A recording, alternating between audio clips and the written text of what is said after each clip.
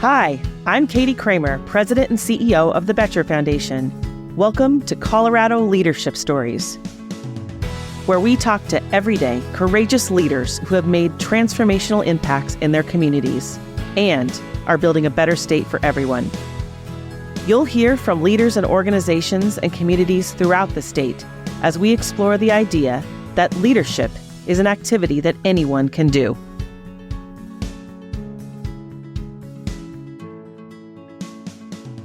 On today's episode of Colorado Leadership Stories, I'm sitting down with my dear friend, Christine Benero, a woman who has transformed community leadership in Colorado through her unwavering commitment and passionate vision. From her groundbreaking work leading Mile High United Way to her strategic leadership at the American Red Cross, Christine has been a catalyst for change, proving that true leadership is about lifting others and creating meaningful impact. Her career isn't just a series of impressive titles, but a testament to what's possible when compassion meets strategic action.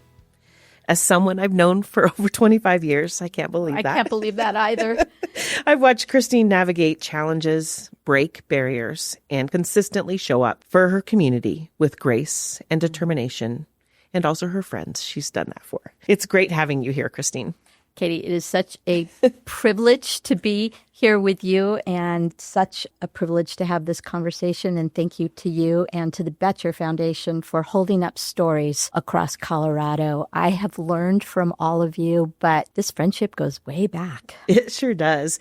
And it was so fun preparing for this interview because when you have been in a friendship with someone so long, you feel like you know some of the things. Exactly. But I was like, ooh, I wonder what she's going to say to this answer. So let's dive in. Let's do it. I love it. Okay, let's talk about your early years, your childhood, your upbringing. Were there early influences or experiences that shaped your values or really inspired your commitment to philanthropy? There were, and I love this question because it lets me talk about what I think shaped me as our early childhoods do for all of us. I came to Colorado when I was 2 years old, so wasn't born here, but was raised here. So feel as if I am a Colorado girl because not to date myself, but that was in 1963. So the changes that I have seen and the community that I have grown up in, I think has influenced me. And from very early on to have a family that believed in knowing your neighbors and giving back and becoming part of something bigger, to then grow up in Colorado. I am a product of the Littleton Public Schools, where influenced by teachers and volunteers. So from very early on, it just became a part of who we are and who we were. My grandmother came to this country as a refugee from Cuba. So to understand what it is to come from somewhere with a completely different experience. My grandmother spoke beautiful English, but with a very heavy Cuban accent. And to watch her with such grace maneuver a community that didn't recognize that. I learned very early on about the power of neighbors coming together to support. But if something really influenced me early on, it was a trip with my grandmother. We were in Puerto Rico visiting family members, and we were driving by a neighborhood where my little brother looked out the door and said, oh, look, Grandma, those children are playing in those boxes. And my grandmother stopped and said very quietly, no, honey, they're not playing there. That's where they live. And I remember, I'm probably 8 or 9 years old, being very outraged that my grandmother was wrong because children didn't live in boxes, in the quote. And it was my first eye-opening that I was living a very privileged and blessed life, and that was not true for other little girls. And that was the beginning of understanding a desire and an obligation to give back. Wow, what a great story. Powerful. And it's been your life's work. Tell us about your path. It has a little unconventional. I started out as a teacher in special education and early child care and education. Again, influenced by the teachers that I had and the power of education and understanding that education was a path. So I started out as a teacher in northern New Hampshire with adjudicated teenagers. Wow. I had gotten my undergraduate degree and my master's degree. It is the first glimpse that I got that there are some children and there are some populations that society as a whole sort of give up on or give away or don't support in the right way. And I began to understand, again, the power of how a system and where you enter that system can begin to make a family or a young person successful or not successful. So my second job was not on the teenager side, but understanding the importance of early child care and education. So said that's where you start with families. So I became the director of the first employer-supported child care center in the state of Vermont. Oh, my goodness. It was fascinating to understand the role child care plays in families, certainly, but in the ability for parents to go to work and for businesses to operate. And it was there I got my first taste of public policy, and again was asked to, as a volunteer,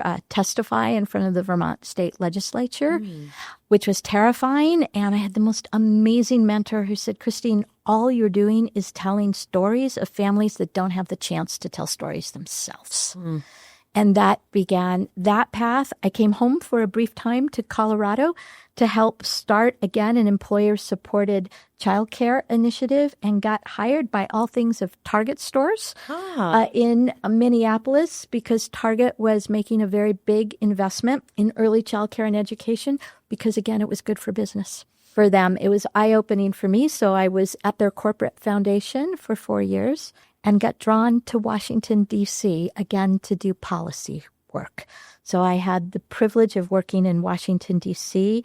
for President Clinton and then for President Bush in the domestic Peace Corps program, what we all know as AmeriCorps. Right. Again, service to the community. The through line for me has always been service and families.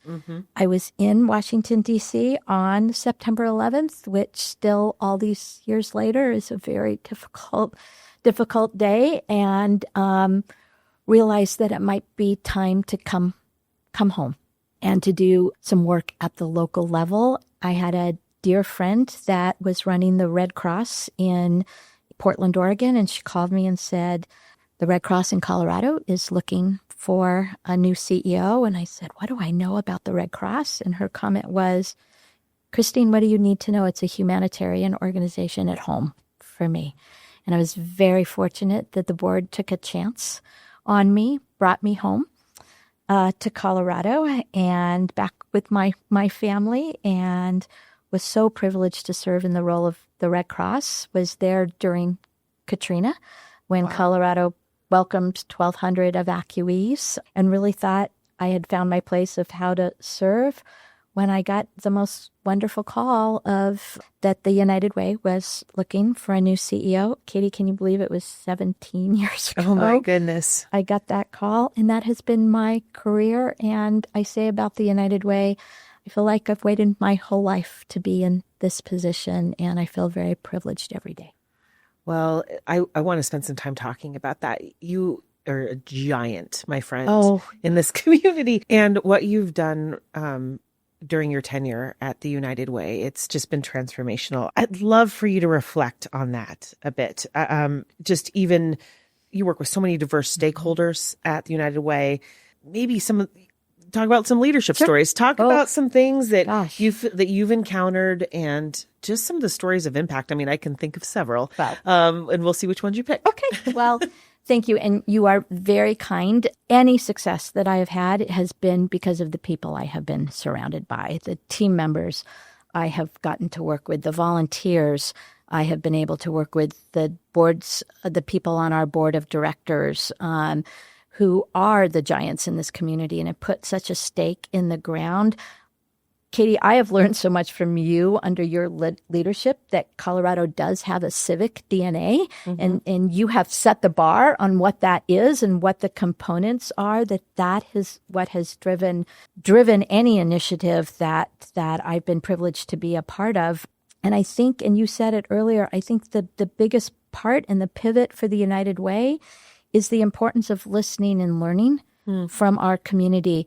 you all do. Boettcher, the Boettcher Foundation does so much work around the definition of leadership. And what I've learned from watching all of you is leadership is not a title. You can give anybody a title.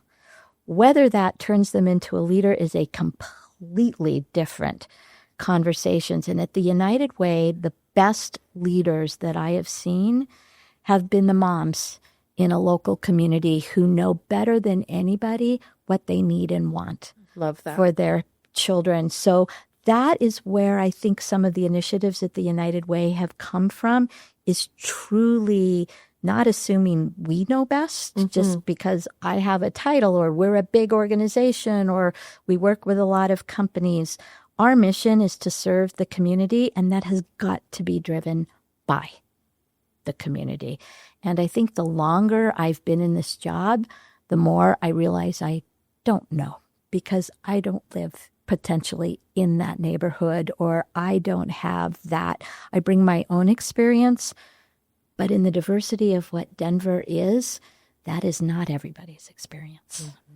Well, and I think really speaks to the deep listening that must happen, and continually learning about what people need, how to help serve them, and the issues and things that United Way works with, so interconnected: education, financial stability, health.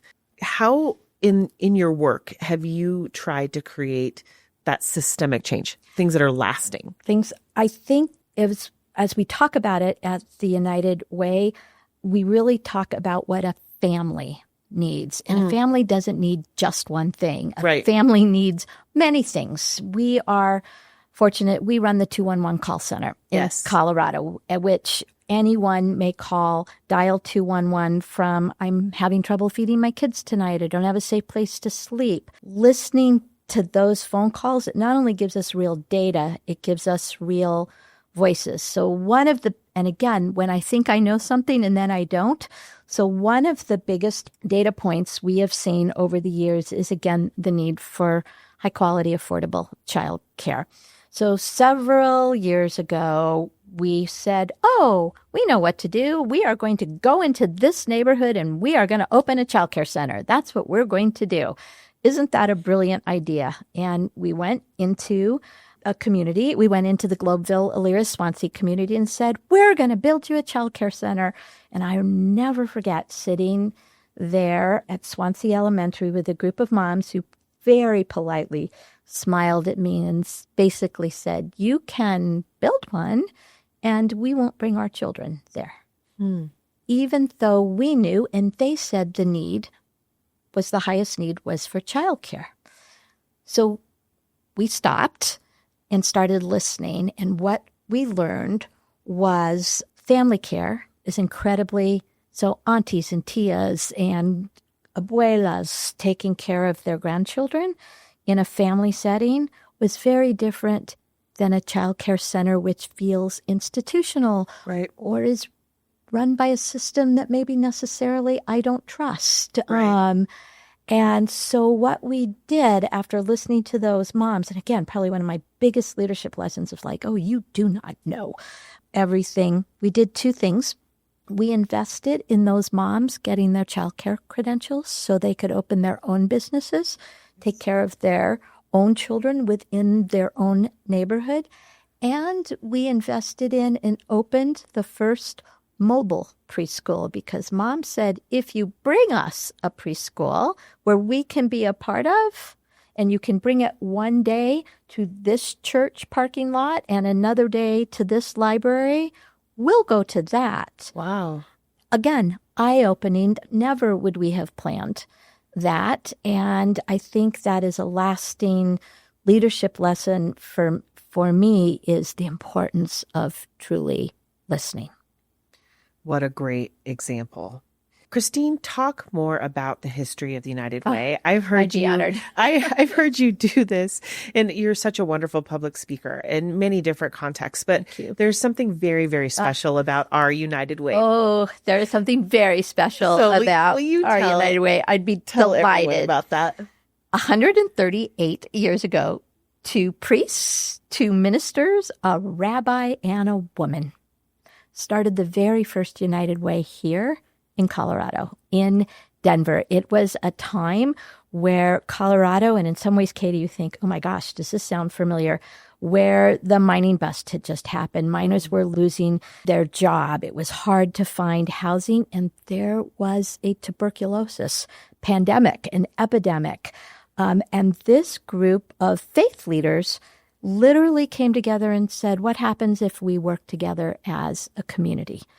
I particularly go to always Frances Weisbard Jacobs, the woman, only woman in that group. If you go, Katie, and when you go to our state capitol, if you will look up in our rotunda, yes, there are 14 stained glass of Colorado pioneers, Colorado groundbreakers.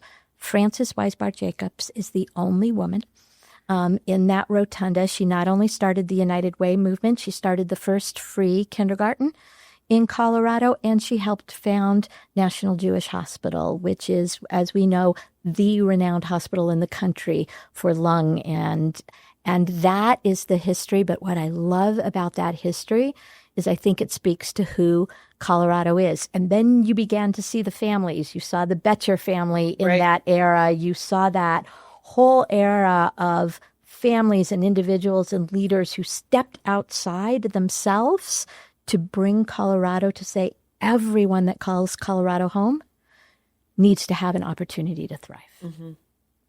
I just love that I do story. too. I love it too. Christine, and you're so humble, and I agree with you that any good thing that we are ever part of requires a team and so many people collaborating, especially in our sector, right? Absolutely. I think there's all of us try to pitch in, just like we say yes. Yes, sometimes we do. Without even knowing what we're saying yes to. That's right. That's right. And so I wonder, of all the things that you've been a part of, is there something that you feel the most proud of?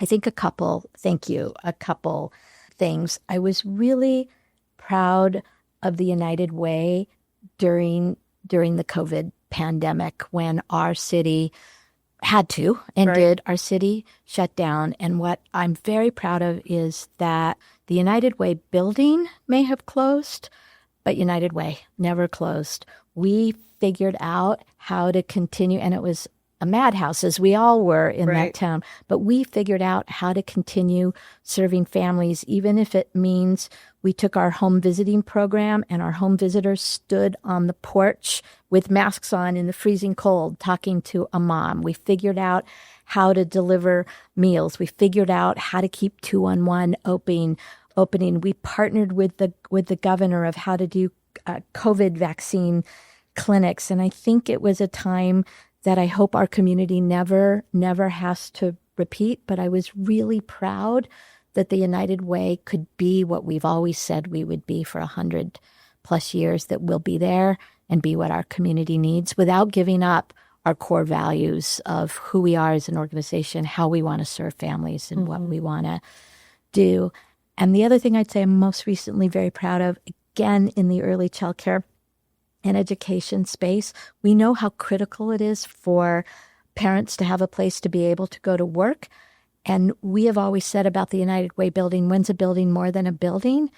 And just this past May, we still have conference space for convening, but it's done in a different way. We're all doing things in a different way. So we took our old conference space and renovated it. And in last May, we cut a ribbon on the Tamara M. Sparks Early Child Care Center at the Mile High United Way building, serving 58 little ones from 6 weeks to 5 years of age on a sliding fee scale for our community. And I walk into our building every day and hear those giggles and those shrieks and those excitement and just smile.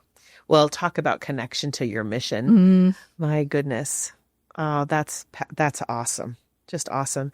So many things to be proud of, Christine, in your career. Thank you. And you have been such a mentor and friend to so many. And certainly we all stand on the shoulders of those ahead that have gone before us and have blazed trails and made opportunities available. And I know that you are looked to by so many as just a wonderful mentor. Thank you. And I wonder, what advice would you give to emerging leaders? Maybe they're passionate about driving social change in the nonprofit sector, or just otherwise just making a difference. Do you have advice that you give? I do. And it's advice that my mother gave to me years and years and years ago, which was show up. Whatever it is you do, show up, and then show up in the places that you think you want to explore, and show up on the days that you think you don't want to because you're too tired or you got... It's those days that I volunteered or show up or went to an event that maybe I just didn't want to go to, that I ended up meeting somebody or standing next to somebody who opened a door I never could be. So I would say, show up, be present, volunteer, and say yes. Oh, wonderful. Well, and I love some of the initiatives that you're doing at United Way to sort of engage this next level. This next generation. Of leaders. Yep. So will you tell everybody about that? I will. Thank you, Katie. We're so excited. So we have this amazing group of young leaders that have joined what we call our Catalyst program. And I love that name for so many because it's catalyst for their own leadership, but it's catalyst for our community. And when we look at the leadership in Colorado, it's going to be evolving. It's going to be changing because it should, and we need to. And so how, just like Boettcher and Boettcher Scholars and what you're doing with leaders, how do we expose and support that next generation of leadership? So we put a stake in the ground at Mile High United Way. Our Catalyst program provides opportunities to volunteer, to learn, to meet with other community leaders, not just in the philanthropic sector, but our board of directors is an amazing group of business leaders who have said, yes, come follow me around as I lead my bank or I lead my big insurance company. That is all about making, because I think if you and I know anything, it takes all the sectors of our community to make Colorado. Certainly the philanthropic and the nonprofit sector plays a role, but we have to have a strong public sector and our public leadership. And then if we don't have a strong corporate sector, years ago, John Gardner told me that the community is like a three-legged stool, and you have those three legs. Mm-hmm. And if one of them is short or not strong, the whole stool can step. And so that's what I'm excited about with our Catalyst Society. Oh, it's a great program. Thank you. It really is. I want to take this moment. We've talked about mentoring. We've talked about building the next generation of leaders. And so we'll have a mentoring moment right now. This is the mentoring moment. But you'll mentor me. Fair. So. I agree. I think this is an important topic. And just relative to the work that we do, it is very satisfying and it's wonderful and it makes a difference. And it's a privilege to have a chance to be in that space. It's hard, Christine. It's hard. And it's a lot of responsibility. Mm-hmm. And so the question is, how do you stay motivated when things are hard? How do you stay inspired in such a demanding position? A couple of ways. And I think it's important we do recognize that these jobs are privileges. Oh, my goodness. And they are also very hard and can be very heartbreaking some days. When I need that little bit of extra inspiration, or when I think I'm not making a difference or I'm discouraged, I have two things I get to do. I get to walk downstairs to our 211 call center and listen on a call. Wow. And then watch our navigators do something miraculous. And I get motivated to say, how do I do more and support that? Or now I get to walk into the childcare center and see those little ones who wave at me or who have such opportunity ahead of them. And I think, okay, now I'm committed to you. And then the third thing I do, and I'm talking to someone who knows that I do this, because I will pick up the phone and call somebody I admire and say, Katie, will you have lunch with me? Or will you have a glass of wine with me? And to be able to have that safe space to say, this is hard, or I'm not sure I'm doing it right, or I don't know what to do. I'm very grateful to have your friendship and the friendship of others who sustain me in those times. Oh, me too. And I think the ability to admit when you you have to. don't know, I was interviewed one time for the Denver Business Journal, and it was for a 40 under 40s. Yes. And the reporter asked me for the story.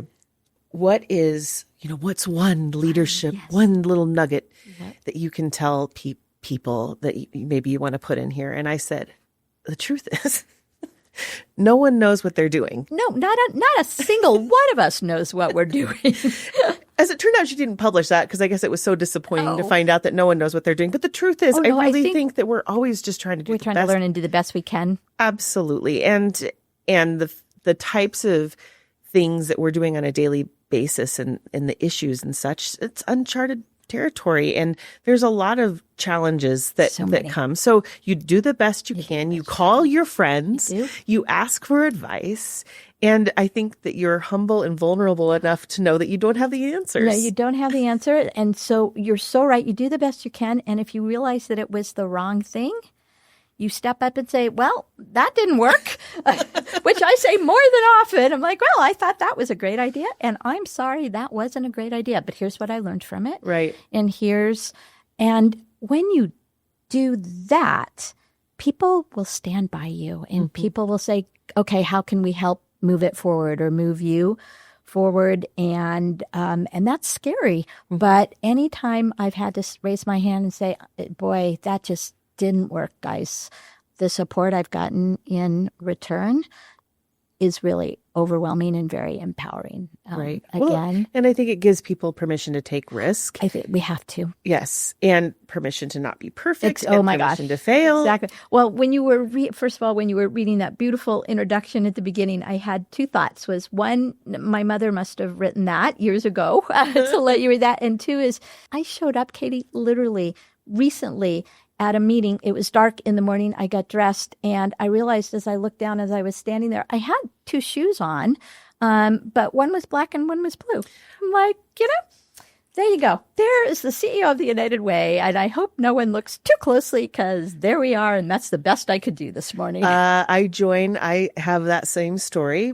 Did that. I was speaking one time and looked down and was like, oops. And what I learned is that I don't buy that similar of shoes that are blue and black, at least to help me a little bit. But I love that. And then you just smile and you keep your head up. And what I found is at the end of the day, nobody really cared. Yeah, that's right. It was okay. We're all just doing the best we can, aren't we? Can. Love it. Well, thinking about the legacy, the leadership legacy at United Way, no, you're going strong there still. But when you think about your contribution there, what legacy are you hoping to leave for the organization's future? I hope that it is a legacy of always listening first, a legacy of being brave to say yes, even if we don't quite know what yes means. And I hope I leave a legacy of the next generation willing to show up. Well, that's a wonderful answer. Wonderful answer. Well, we are at the final four questions. Final four, rapid fire. And so we'll start with, what's your favorite Colorado hobby? My favorite Colorado hobby is to sit outside on a beautiful bluebird day in Colorado and read. I love that. I was when I was younger, a skier and all that, but I love that we can do that, we love. And it's a beautiful place to do it with that blue sky. I love that. What's your favorite Colorado landmark? I have two. You know how when you come into Colorado and you cross over the border and you see that Welcome to Colorado old sign? Mm-hmm. That's probably because on family trips, my brother and I would see who could see it first. So I love that. And then, of course, you cannot love but having a chance to be at Red Rocks for whether it's to hear the symphony or to go to a movie. That always fills my soul. It's such a special place. It is. Yes. Okay. What action hero do you most identify with? Oh, my goodness. Oh, my gosh. That is such. Okay, Katie, I wasn't ready. I should have been ready for that one. Is there a Wonder Woman understudy? Could I be that? You could. I'm someone who would like to be Wonder Woman, but still, again, doesn't get the matching boots. Yeah. I love that. Oh, and this will be interesting to saying that because you love to read on your porch. But is there something you're currently binging? Is there a show or a book or a podcast that has your attention, or maybe it's wasting your time. I don't know. Yes, it is. And it's old and it's going back, but I am binging all over again The West Wing. Oh. Because it was an era when The West Wing was at its prime. It's when I was in Washington, D.C. Uh-huh. And The West Wing shows what public service should be. Everyone tune in. That's great. Just a good reminder of what democracy and what service should look like. Oh, that's great. I'll have to watch that again. It's wonderful. Fun. It's fun. Well, thank you so much for the time. And it's always lovely to sit down with you, whether it's on a podcast or over a glass of wine. I will take it, or on an adventure when we were traveling for leadership exchange trips. Katie, I will meet you anywhere, anytime. Oh, thank you, my friend. And thank you for your wonderful work at Mile High United Way and just in the community at large. We're so grateful for you. Thank you for joining Colorado Leadership Stories, where we hope to inspire the next generation of Colorado community builders, doers, and difference makers. Colorado Leadership Stories is presented by the Boettcher Foundation. The Boettcher Foundation supports Colorado by empowering leaders and communities with tools to tackle challenges and pursue opportunities, building a better state for everyone. With an 85-plus year legacy of giving back, we're committed to amplifying our impact for future generations. That's the spirit of Boettcher.